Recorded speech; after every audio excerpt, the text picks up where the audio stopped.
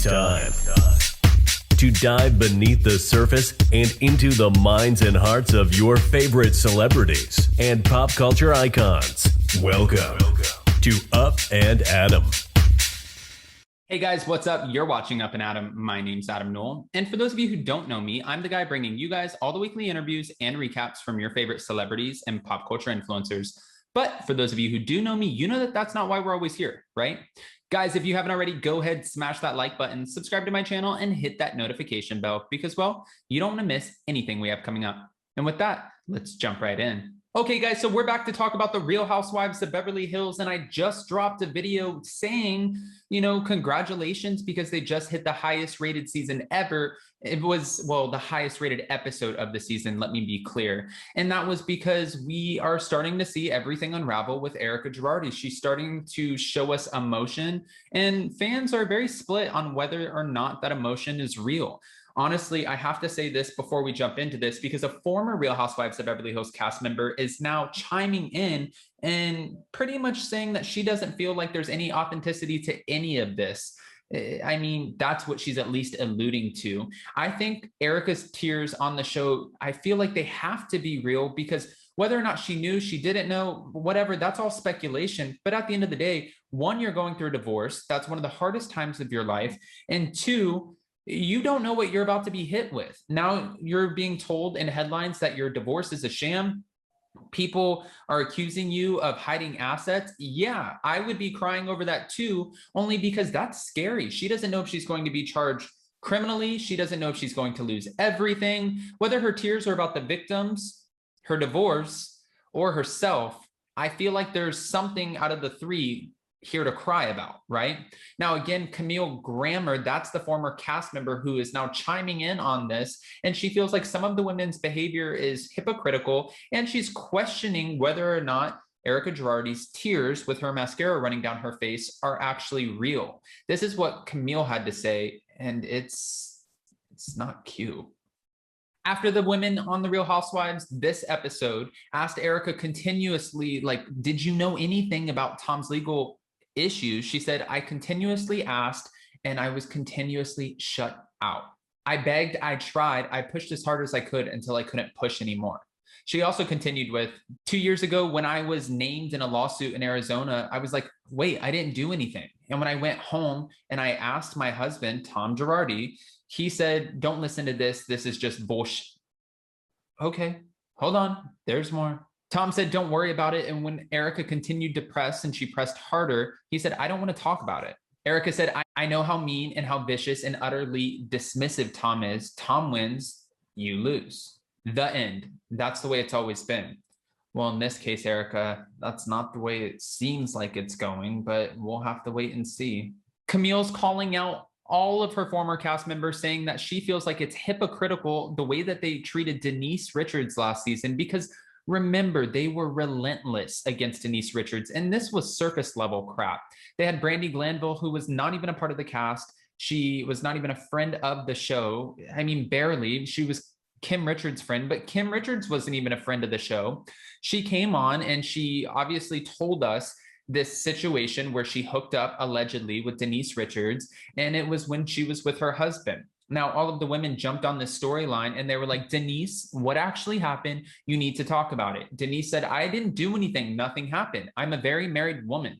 But the women were like, dogs with a bone, excuse me, but that's how it kind of was. It was like, oh, here's this bone, here's the storyline. We're going to make this the center storyline of the show, and we're going to run with it. Lisa Rinna especially just kept on telling her, like, Denise, you need to talk about it. Denise, I don't believe you. Denise has something to hide. We're probably never going to see Denise Richards again. And oof, you're angry. Now to this day, she still says, oof, you're still angry. Lisa Rinna had a long-term friendship with Denise Richards, which means she should have had some sort of loyalty. And if her friend said something, whether you believe it or not, maybe take the Garcelle route and just drop it. Drop it. She's saying, I have a marriage. I want to keep my marriage. This didn't happen. Why are you believing Brandi Glanville? Brandi Glanville's on the other side saying, listen, I may be a lot of things and I may be, I've said some outlandish stuff, but I'm not a liar. So the women are believing Brandy, especially because she did come to the table with text messages, and Denise Richards did take every opportunity that she could to avoid Brandy, which makes it it just makes you wonder, was Brandy right? But that's last season, and there's so much more going on this season. Getting back to Camille, a fan asked Camille thoughts on how the cast is treating Erika Girardi this year as opposed to how they treated Denise Richards last year. And she said, one word, hypocritical. Another fan said, do you think it's hypocritical that they're defending Erika when they were so quick to persecute, whatever the word is, Denise Richards last season? She simply said, again, one word, yes. Another fan said, I wish you were there to yell, shut it down, every time Erika Girardi starts to cry. And she gave us a little bit of information regarding Erika Girardi, and it doesn't paint Erika in the best way. And I'm sure Erika is probably like, Camille, shut the hell up. Why are you talking about this? And don't talk about what I'm going through. Stop trying to get a little bit of attention. Even another current housewife commented on Camille's Twitter feed, but Camille said a little something about their trip to the Bahamas in a previous season. This is what she said. We filmed in the Bahamas season 9, and we were all filming swimming underwater, and I don't remember seeing Erika's mascara run then. Just saying. Okay, we see you, Camille. She also added that, oh my God, hashtag Real Housewives of Beverly Hills is so messy right now, so much to unravel. To which another fan said, I disagree with you when you said that you felt Erika Girardi's tears were fake, because maybe it was cheap mascara, and maybe she's not crying about her husband, but girl, she has a lot to cry about. Camille kind of took a step back for a second and defended herself a little bit by just backing it up. And she said, I believe she was crying. I agree she was upset. It's a lot to go through a divorce. And a divorce is an awful experience no matter what. Lisa Rinna is coming to Erika's defense because they are the Fox Force 4, Fox Force 5, whatever they are. I don't even know what they are, but they dubbed their little group as something. And she said, oh, someone's looking for attention. Okay. And then hashtag, you're still an asshole on Twitter. Oh, okay.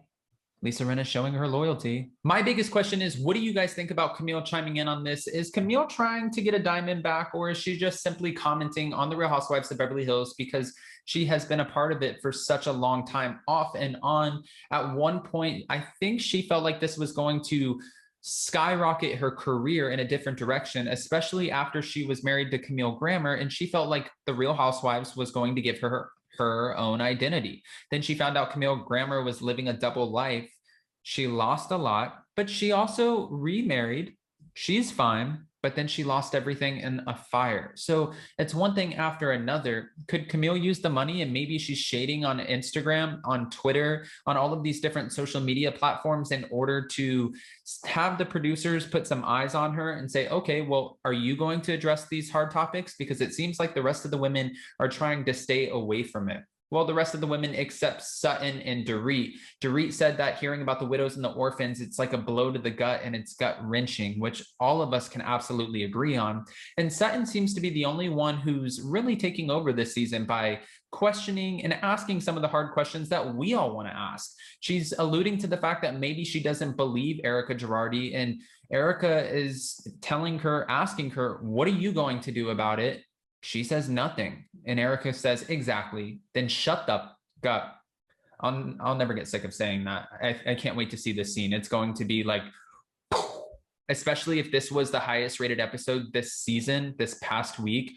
I'm sure it's just going to get higher and higher as this all unravels. Andy Cohen has even teased that more and more is going to be coming out, and the women were starting to find out and piece things together as they were filming.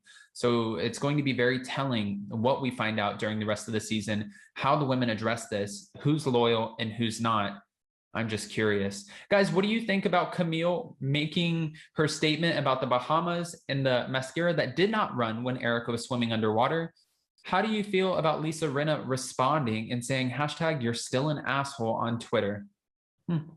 You guys know what to do. If you haven't already, go ahead, comment below. And before you go, don't forget to smash that like button, subscribe to my channel, and hit that notification bell because, well, you don't want to miss anything we have coming up.